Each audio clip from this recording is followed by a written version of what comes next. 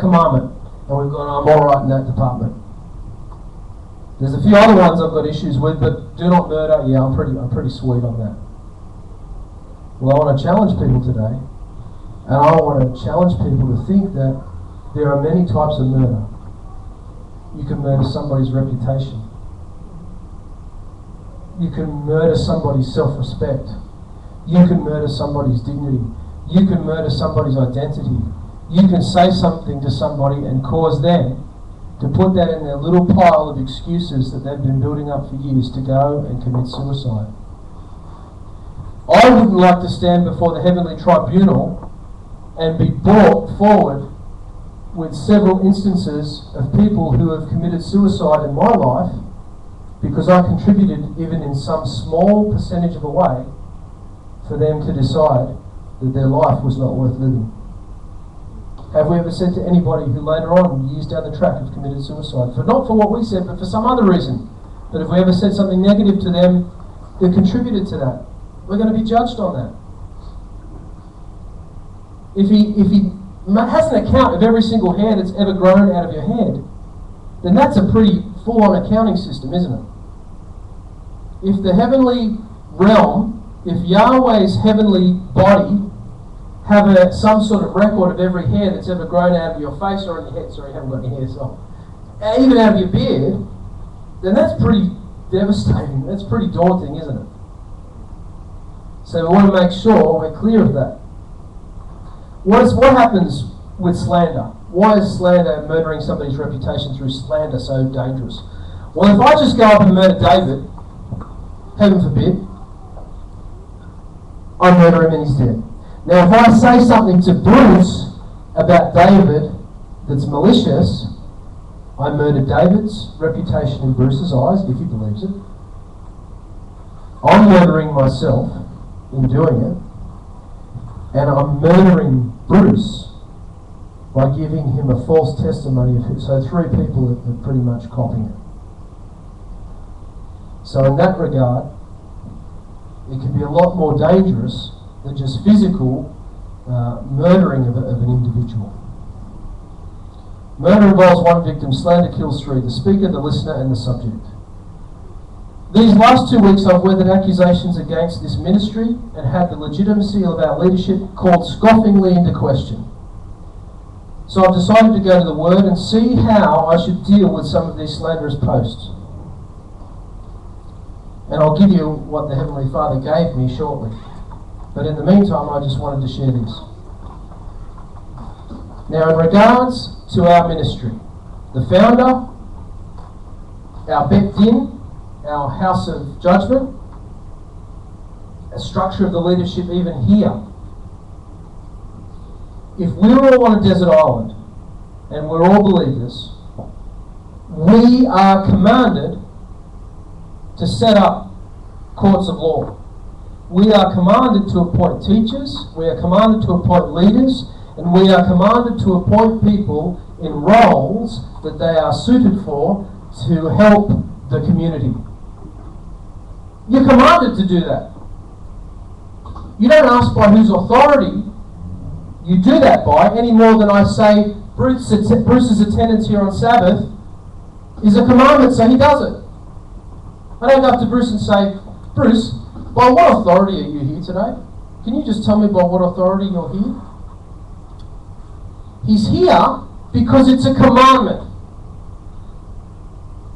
You set up offices and courts of law because it's a commandment. And that commandment is based on Genesis 9:6. Whoever sheds man's blood, by man his blood shall be shed. For in the image of Elohim he made man. And that is codified later at Mount Sinai into this more descriptive rendering. You shall appoint judges and officers in all your towns that Yahweh your Elohim is giving you, according to your tribes. They shall judge the people with righteous judgment. Deuteronomy 16 and 18. It is one of the 7 Noahide laws. What are the 7 Noahide laws? They are the laws that were originally given to Adam, but you could say they were codified through Noah after the flood, and they are 7 basic laws that every human being on the face of the earth should be abiding by. And the law to appoint officers and judges is one of those 7 laws. Ladies and gentlemen, we have an International Nazarene Bet Din, a house of judgment. The International Nazarene Bet Din is a body of Nazarene Zakonim, elders, formed in 1996 in accordance with the Torah, Exodus 18, 19 through 26, if you want to write that down. The Bet Din exists as a Rosh Bet Din, a head Bet Din, to resolve halakhic or customary issues and other matters that scripturally assigned to the Beit Din. The Beit Din system is both the biblical way and the Jewish way for Nazarene Judaism to establish halakha, or certain ways of doing things, and to govern itself. The International Nazarene Bet Din operates in the biblical tradition of the ancient Nazarene Bet Din, headed by Yaakov HaZadik, which is who? James the Just. And you can see that in Acts 15. And that's what we've been learning. We did Acts 15 several weeks ago. And we saw how we're meant to structure ourselves as a community. Even though Antioch was the place where the majority of Nazarenes dwelt after Yeshua's resurrection, the Beit Din of that community was still in Jerusalem, was still in at the Temple Mount, and still with the Sanhedrin of the accepted Sanhedrin of the day. So 1996. Where were you in 1996? My bet is you were still a Christian. You were still playing with Babylon in 1996. And guess what? The movement really didn't exist in 1996. So what am I saying? It was the first Bet Din to be appointed during the re-emergence of the Nazarene Israelites on the face of the earth. Why are we re-emerging? Why were we almost snuffed out? Why were we a tree that was sawn down to a stump? You want to know why? Because the Catholic Church set about murdering all of Yeshua's family and relatives. And it almost succeeded. So tell yourself that next time you're in a church, because remember, all churches go back to Rome. If you're calling yourself a church, no matter how you say you dislike Rome, you are still following some of the core doctrines of Rome, especially if you keep services on Sunday. So in 1996, this Bet Din was established. Remember what I said. If you're on a desert island, and guess what? We're on a desert island. Why? Because we're in Gulf, we're in exile. And just because Orthodox Jews don't accept our Bet Din, you should not be balking at that. Because they shouldn't accept it. They don't accept King Messiah Yeshua.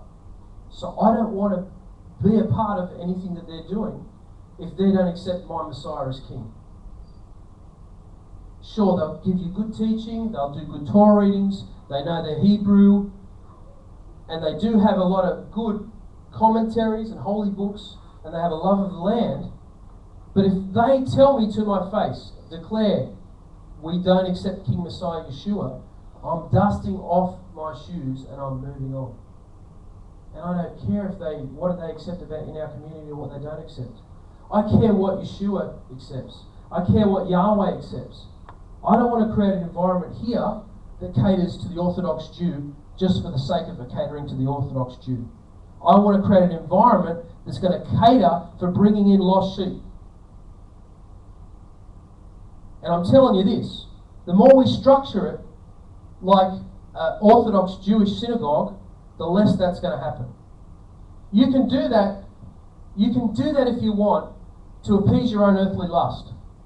And we've seen the effects on that with other people who want to do that, who want to appear as orthodox as they would like to be, and there's no success. They just stuff around on social media networks, making a fool of themselves, attacking other fellowships subtly. And I've had enough of it. And you know what? You can't reason with these people, and I'll tell you in a minute why.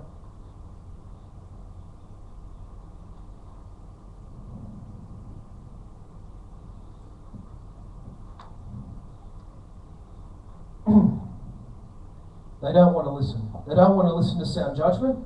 They don't want to listen to the truth. Proverbs 9:7-9 says, "He who corrects a scoffer gets dishonor for himself, and he who reproves a wicked man gets insults for himself." Turn to it. Proverbs 9, verses 7-9, and underline that. The next time you feel like you want to get into a debate with somebody that's quite obviously doesn't want to accept what's happening with who you're associated with, who you're physically getting involved in with your work with Messiah, not virtually getting involved in, but physically getting involved in, go to Proverbs 9, verses 7-9. I think I've got it up here. There it is there. "He who corrects a scoffer gets dishonor for himself. He who reproves a wicked man gets insults for himself. Do not reprove a scoffer, or he will hate you." He will hate you. I don't want anyone to hate me on Facebook. I want to get as many friends as I can. "Reprove a wise man, and he will love you. Give instructions to a wise man, and he will be wiser still. Teach a righteous man, and he will increase in his learning." We had this scenario in Acts several chapters ago. We had Netzarim Pharisees come from James the Justice Fellowship, Yaakov Hazadek's fellowship in Jerusalem. They impressed the communities at Antioch because they were Pharisees. They accepted King Messiah Yeshua, but they did not come with the authority from the Beit Din, from the Sanhedrin. And that's another thing that really gets to me. It's not as if we're actually forming a Sanhedrin. That's a pretty big thing. We're just forming a Beit Din. You can have 3 people and you've got a Beit Din. For a Sanhedrin, you need 71 people. And that would get a lot of scrutiny, which I would accept. But it's a Beit Din. Look, I'll stand over here with these 2 guys.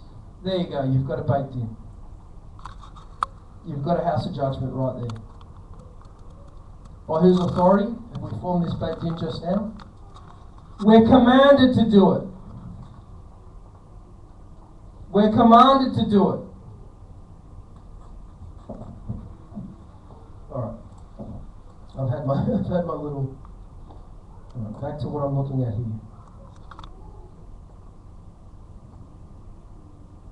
Now, we read today that elders should receive double honour. Remember that? In the readings we had today? Rose read it to us. Rose, you remember that? Elders should receive double honour. Why? Why? You can put up your hand if you know the answer.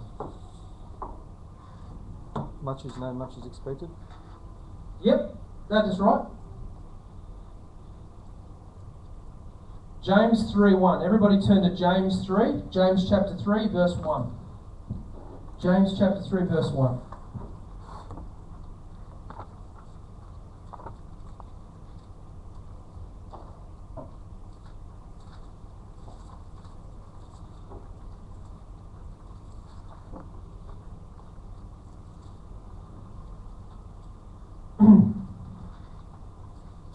Be careful that not many of you become teachers.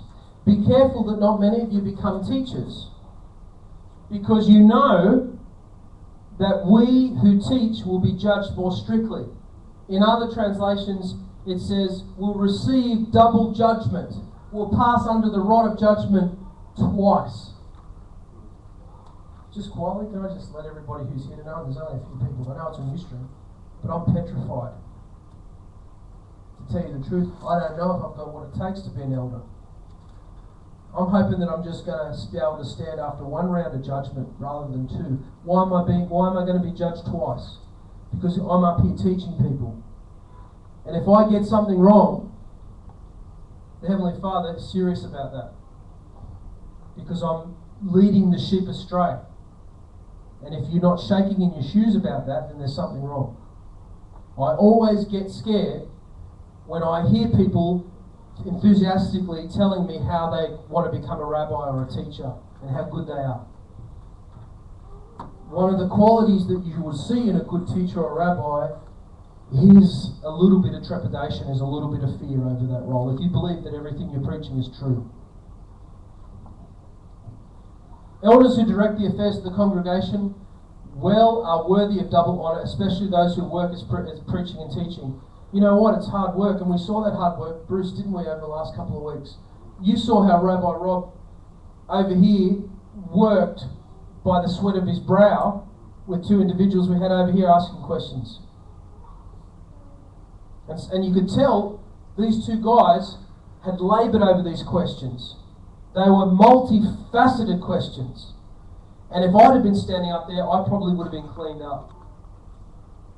And if I lose face just for a moment in front of the congregation, then it might take weeks and months if I could ever get that back again. So we need to uphold our leaders and elders. Now let's talk about Orthodox Judaism for a sec. I'll tell you this. This week in Acts 18, there's an instance where rabbis, Jews I should say, and Goy, fearers, these are Gentiles who are Yah-fearers, they're in the synagogues, they're like us. They beat the snot out of the president of a synagogue. Not too long ago, there was an Orthodox Jewish teaching being presided over by a rabbi. One of the students cut that rabbi off while he was talking. After the lecture, the other Torah students took that student by the back of the synagogue and they beat the snot out of him.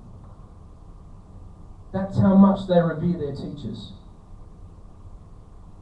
When the rabbi walks into the room, everyone stands. In fact, anybody that walks in the room with grey hair, and I'm in trouble, should stand. So anybody that walks in the room that's got grey hair, you stand. So rabbi, a teacher, you stand.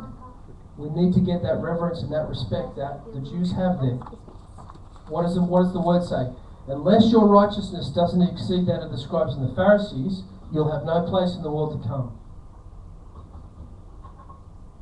So I'm not writing the Jews off entirely. There's many things we can learn from them, but I don't want us to just learn the things that you want to get your ears itched by. We want to take the things from them that we need, not the things that you want. We need to take the things from the Jews that we need and not the things that you want.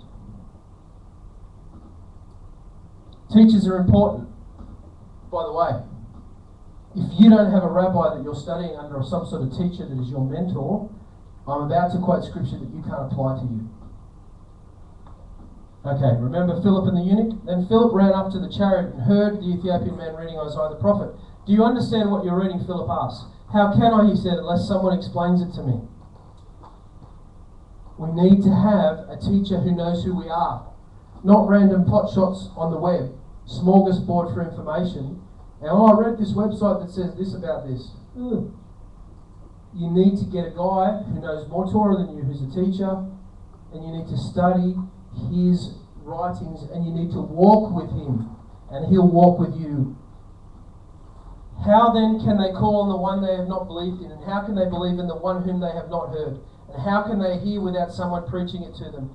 Do you see this concept of hearing?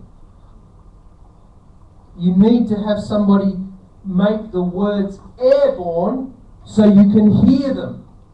When you're just reading late at night by yourself, if you come to a passage you're not sure about and you think it means that, you might be wrong. So if you don't get corrected on that passage that you've misinterpreted there and there, when you come to another passage that builds on that teaching you've just learnt, you're going to build on that wrong again as well. And so even though you're a diligent studier of the word, because you don't seek counsel and seek a teacher, you may years down the track find out that you've got wrong theology. You don't understand a certain aspect of theology correctly. I always tell this to everybody, and I know you guys have heard this plenty of times. If anybody comes to me with an interpretation out of the scriptures, whether it be the Old Testament or the New Testament, the Tanakh, or whether it be the Netzrim Ketuvim, if you don't know what the popular commentaries, if it's from the Tanakh, are from the Jews on that passage, or from Christians, prominent Christian commentaries, then don't even come and talk to me about it. Because if you haven't pined over that verse enough to find out what other people's views are, who are possibly more wiser than you, then what arrogance is it that you come with me and say, oh, this is my interpretation, if you don't know what Judaism thinks about the verse or what Christianity thinks about the verse, if it's from the natural Ketuvim. Also, it is not good for the soul to be without knowledge, and he who thoughtlessly quickens his feet is a sinner. Proverbs 19:2. My people are destroyed from lack of knowledge. Because you have rejected knowledge, I also reject you as my priest. Because you have ignored the Torah of Elohim, I also will ignore your children. And that's the verse I quoted before. That's the verse that Yahweh showed me when I said to him, how do I handle these people on Facebook? That's what he gave me, Dave. It's pretty cool, eh? Bang. And you're right, what you said. Your comment, that was right. Oh, did you read my comment? Yeah. You texted me and you said there's someone on Facebook that said something a bit negative. And that's what the Heavenly Father gave me. That's pretty cool. In the last times there will be scoffers who will follow their own ungodly desires. These are peoples who divide you, who follow mere natural instincts and do not have the Spirit. Jude 1:18 and 19. I'd rather be divided by the truth than be united in a lie. I'd rather be divided because of the truth rather than be united in a lie. Because some of us are selling up truth to a degree, to a little subtle degree, to remain united. There may become a time, there may become a time where you really have to dust off your feet and you move away. And you know what the good thing is about Facebook? You block a person and you have no more contact with that person again. That's biblical. Because if you don't throw somebody out of the encampment, if you don't take them out of the perimeters of the camp and put them outside of the community, how are they going to know that they've done something wrong and to want to get back inside that community? If you keep them within the community, how are you punishing them? You're not. You need to send them out. And so they're isolated. And then they may see the error of their ways and go, hey, I want back in. But if you keep them and you keep interacting with them, you keep giving their nonsense life by interacting with them at length, then nothing's going to come positive out of it. 2 Timothy 4:3. For the time will come when people will not put up with sound doctrine. Instead, to suit their own desires, they will gather around them a great number of teachers to say what the itching ears want to hear. The student is not above his teacher, but anyone who is fully trained will be like their teacher.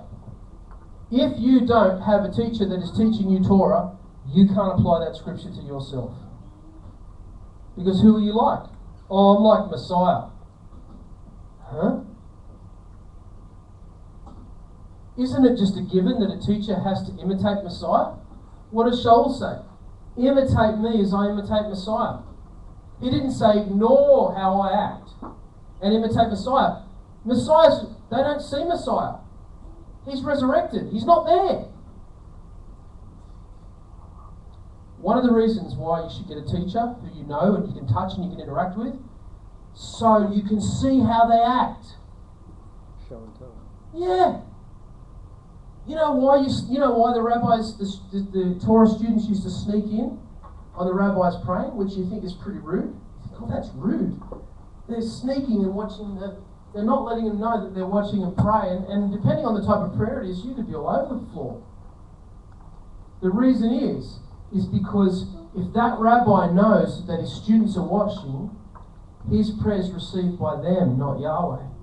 So they do him the respect by hiding as they observe him praying, so his prayers go to their intended target. So it's actually respectful. If you want to watch and see how a Zadok, how a righteous one prays, you do it without their knowledge. So their prayers aren't to you. When you're at the Wailing Wall, somebody said, oh, what about at the Wailing Wall where everybody can see you? That's why you wear your talit. You pull your talit up.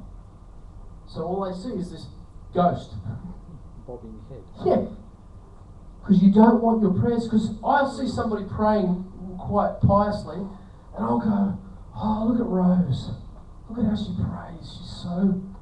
I can't believe it. She's so in the presence right now. Look at her. Look at her face.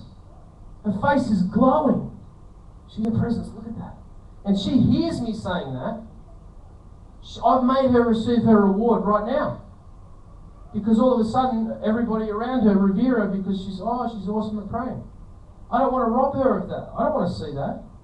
I want that to go to the Father. I don't want to rob her of that reward.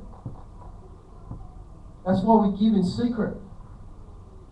So you get rewarded up in heaven and everyone will know. You sin in secret, right? Stop sinning in secret and start doing good deeds in secret. Stop sinning in secret and start doing good deeds in secret. Don't tell anyone about it. So, because people say, you've got to be more open with things. You can't do things behind people's back. Yes, you can. I'm telling you, I want you to do something behind somebody's back. But I want it to be something good. Don't go overboard.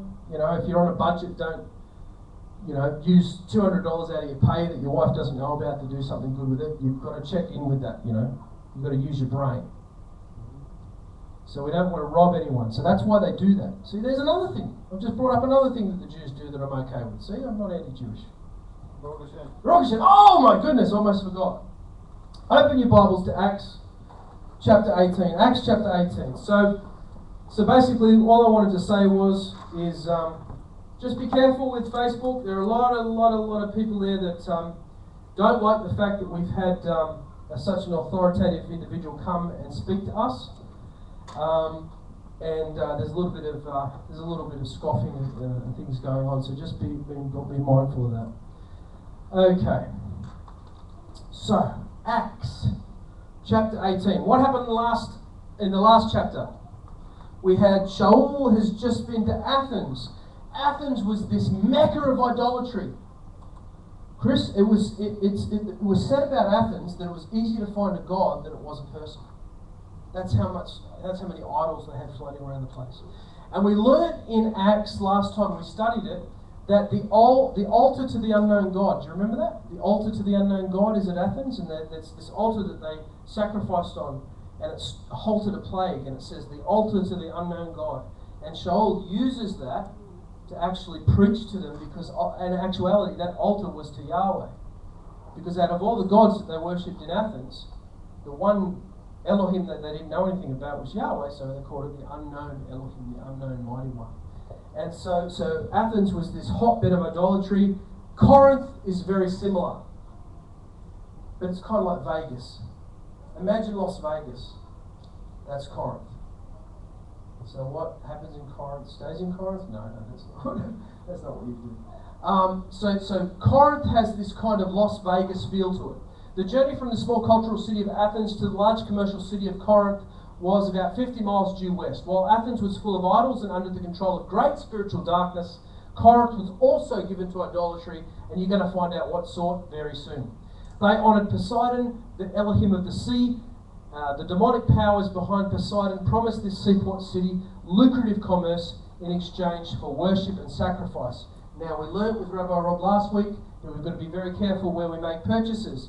We don't want to go to a Thai restaurant or an Oriental restaurant where there's an idol and there's fruit and there's incense burning in front of that idol. Because some of their profit that company actually makes, and it's a hairdresser too. I've seen a hairdresser and they've got like a little idol there with fruit and all sorts of bits of bread. They'll purchase that out of the profits, and if you choose to go there and support that business, you're offering up to that idol. And we're told not to do that. That's one of the things that new converts meant to refrain from, is food offered up to idols. So we've got to be careful. It's not halal. You can eat halal. Can I just say for people on Ustream, halal is okay. That's why you get halal food with a halal symbol and a kosher symbol on it as well.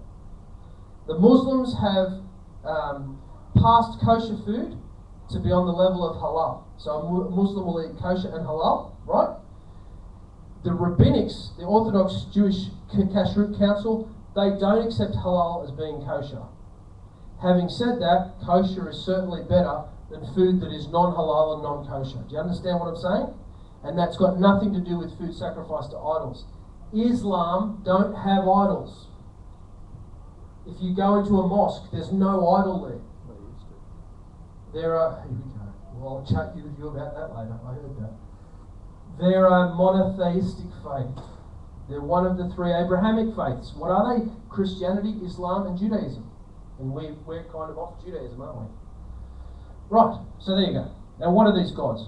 Other demonic powers they were enslaved to was Aphrodite, the spirit of free love. Her temple, atop a 1,800-foot hill prominent in the city, was said to feature 1,000 female slaves who served as temple prostitutes. Now, if I set up a religious group with 1,000 female prostitutes who were willing to sleep with whoever came into my congregation to worship my God and give money offerings, I reckon in this day and age I'd get a few turn out for that. What do you reckon? So you can imagine Nazarenes living in Corinth were constantly bombarded by these types of worship services, basically orgies. And I'm giving you a hint, I'm running ahead because I don't know if I'm going to finish this chapter today. Shaul takes a Nazarite vow after leaving Corinth. You join the dots. Just saying. This form of worship was a great temptation to the Messianic congregation. That is why the Rabbi Shaul's preaches against it in 1 Corinthians 5 and 1 and 6, 9 to 19. That's in 1 Corinthians, 1 Corinthians. In addition, there was the temple of Apollo, which featured male prostitutes. As such, immorality was prominent as a virtue, and Corinth was a center of licentiousness. So when I said it was like Las Vegas, I wasn't kidding, was I? If you go to Las Vegas, you're going to not really like me saying this. If you go to Las Vegas, you can pay money and go in and see sex shows. And they're like a daily thing. It's like, it's no biggie. And there's all sorts of variants. The Greeks even invited a new word to express extreme sexual immorality. It was Corinthios. I can't even pronounce it. It's a Greek word. Corinthianize. Corinthianize. Corinthianize. To Corinthianize it means, and throughout the Roman Empire, any female who was promiscuous or of loose morals was referred to as a Corinth girl. Their perverse concept of love is likely part of the reason Rabbi Shaul defines Yahweh's love to the Corinthians in such detail in his first letter to them in 1 Corinthians 13. Hasatan, which means the accuser, Hasatan is not a name. Can I just make that clear? That's not a name. It's Hebrew for the accuser. If Chris, right, comes to this fellowship and we find that after he goes, the speaker's missing. And I go, I think Chris took our speaker. Guess what? I'm now a Hasatan. I'm accusing Chris of taking our speaker. I'm a Hasatan. His name is not Hasatan. It's Hallel ben Shahar Halal, which is translated in Latin as Lucifer, which means the light bearer. That's his name, ladies and gentlemen. That is just an office. So he loses his name, doesn't he? He loses his name and he just gets a title. Whereas the Father and the Son get a name, and we take their names away and we give a name to the devil and we call him Lucifer again. It's crazy. Hasatan used Poseidon to attract people to materialism and the world, while Aphrodite drew them to hedonism and the flesh. Though the city was not as bound by demonic principalities as Athens, to impact Corinth would require great spiritual warfare. Rabbi Shaul enters the city in the fall of 50 AD and will leave in the spring of 52 AD, so he spends quite a bit of time in Corinth, ladies and gentlemen. Verse 2, and in Corinth Rav Shaul found some Messianic Jews named Onkelos, hailing, or Aquila, it's pronounced Aquila in most bold translations, hailing from Pontus, having recently come from Italy, where Claudius ordered a decree of Jewish expulsion from Rome, and Priscilla, his wife, Rav Shaul, or Rabbi Shaul, went to see them. So these guys are already Nazarene Israelites. And they've from Italy, they've come from Rome, and they've been expelled by one of the decrees. So guess, what does that tell me? We look similar to Jews, don't we? When I first met Maury, our elder at St Helens Park, and he met me at the door, he had a kippah on and he had tzitzit on, and I went, this is a Jew. Chris, when you walked in here today, you see I've got a kippah on, you see I've got tzitzit. You know what? I had a lady here, Rose, before you got here. She came in and started telling me how to track down her ancestry because she's a daughter of a woman who survived the Holocaust. So I ended up speaking to her for a good 15 minutes. And at the end of it, I had to tell her I wasn't Jewish. What does that tell you? If a decree gets passed in your town that all Jews have got to leave, guess who's also got to leave? You! And if you don't have to leave, then I want to know why. Lou White. He sent an email out. Somebody says, oh, you're trying to make us like Jews. And he replied, our faith is nothing like Judaism. And I texted him, I emailed him back, I said, no, it's a little bit like Judaism, dude. It's a little bit like it, isn't it? Like Buddhism's nothing like Judaism. Well, actually it is, but we'll go there later. It's a little bit like Judaism. It's crazy.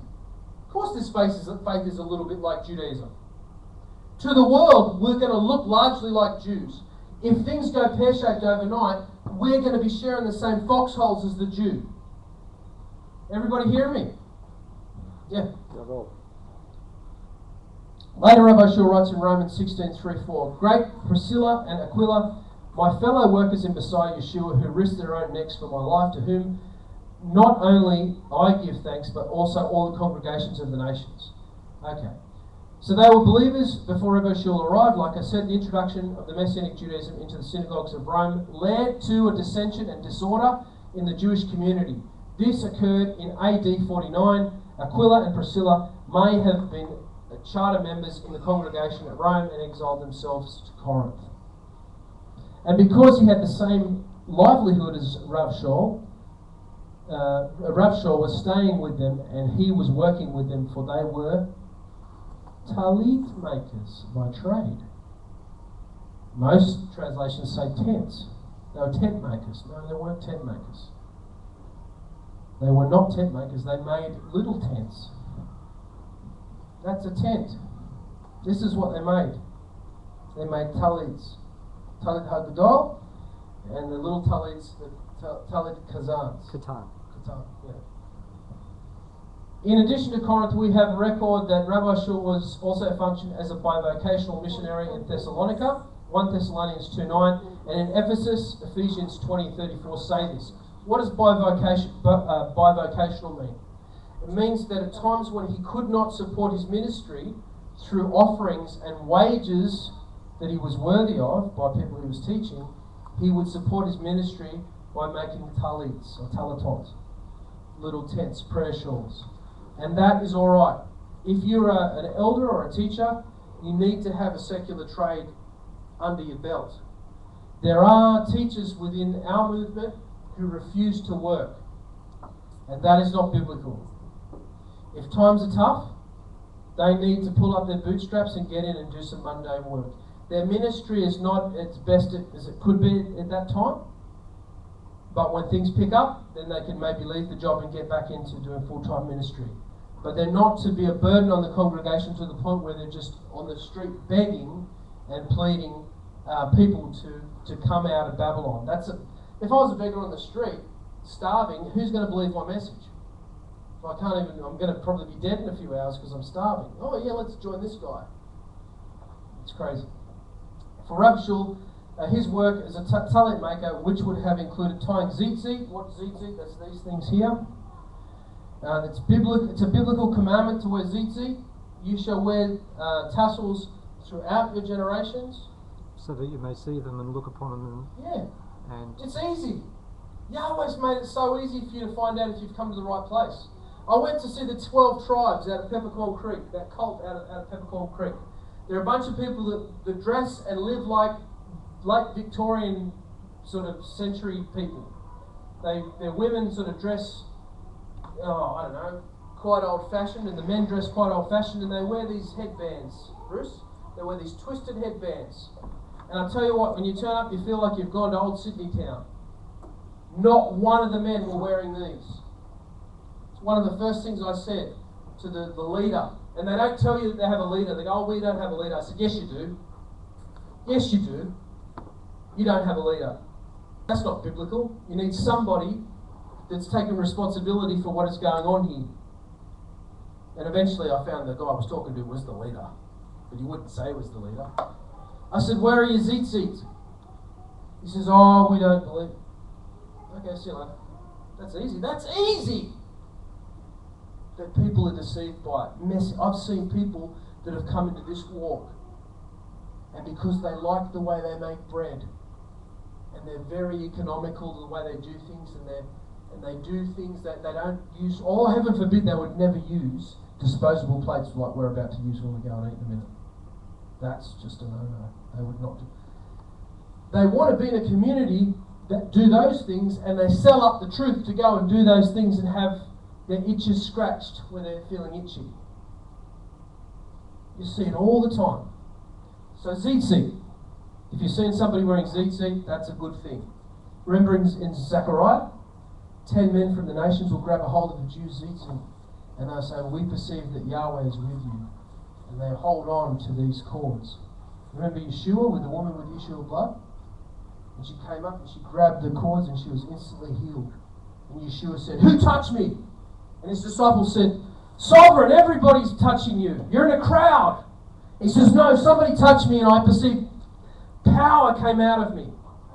Why did power come out of him when that woman touched him? Because she had the faith, didn't she? She says, she already was healed. Because what did she say? All I have to do is touch his garment and I'll be healed. She's running the show with that. He knows nothing about it. She's convinced that she's going to be healed, and you could not convince her otherwise. This is why when Shaul and Yeshua went into town, remember Yeshua went to his hometown and he couldn't do many healings or miracles? Because they went, that's Yeshua. He's that carpenter. He's the labourer up the road. What are you doing listening to him? That's Miriam